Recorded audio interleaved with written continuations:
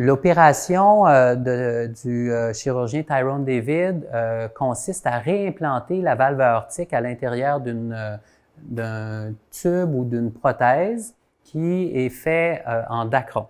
Donc, elle s'adresse à des patients qui ont une insuffisance aortique associée à une dilatation de l'aorte ascendante, mais aussi à des patients qui vont avoir une dilatation de l'aorte ascendante isolée lorsque celle-ci est très, très proche de la valve aortique.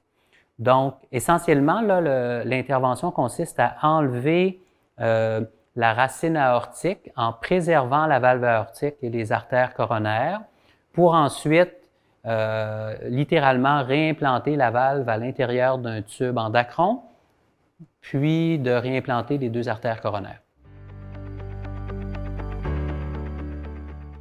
Donc, il y a deux techniques principales pour reconstruire la racine aortique. On peut faire un remodelage et une réimplantation. Ceux qui vont... ici, on est capable d'offrir les deux techniques. Certains patients pourraient bénéficier de la réimplantation là, dans une maladie de l'aorte qui s'appelle une dissection aortique. La plupart des chirurgiens vont utiliser une réimplantation parce qu'on pense que c'est plus sécuritaire étant donné la fragilité des tissus lorsqu'on est dans une dissection aortique aiguë. L'autre avantage présumé à long terme, c'est une plus grande stabilisation de l'anneau aortique, étant donné que la valve aortique se retrouve complètement à l'intérieur du tube de dacron. On pense qu'il y a moins de chances d'avoir une dilatation des tissus aortiques résiduels avec une récidive d'insuffisance aortique à long terme.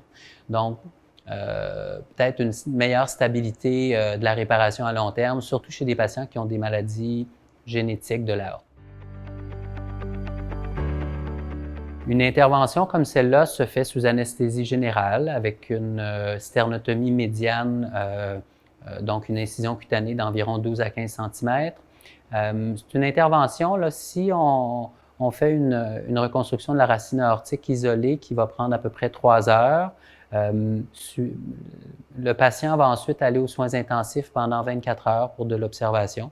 En général, les gens vont avoir un séjour à l'hôpital de 3 à 5 jours, puis ensuite aller à la maison pour la période de convalescence là, qui va durer à peu près 6 à 8 semaines. Les reconstructions de la racine aortique avec préservation valvulaire font partie des opérations parmi les plus sécuritaires en chirurgie cardiaque. Ici, on en a fait pas loin de 200 avec un taux de mortalité d'à peu près 0%. Ce qui est très gratifiant avec ces opérations-là, c'est que les résultats à long terme sont extrêmement favorables là, en termes de survie, de fréquence très, très faible de complications à long terme. Puis, le plus important, c'est que la réparation semble stable à long terme. Là. Donc, très, très peu de patients qui vont avoir besoin de réintervention. Puis maintenant, on sait qu'on a des données jusqu'à 20 ans là, après ces opérations-là.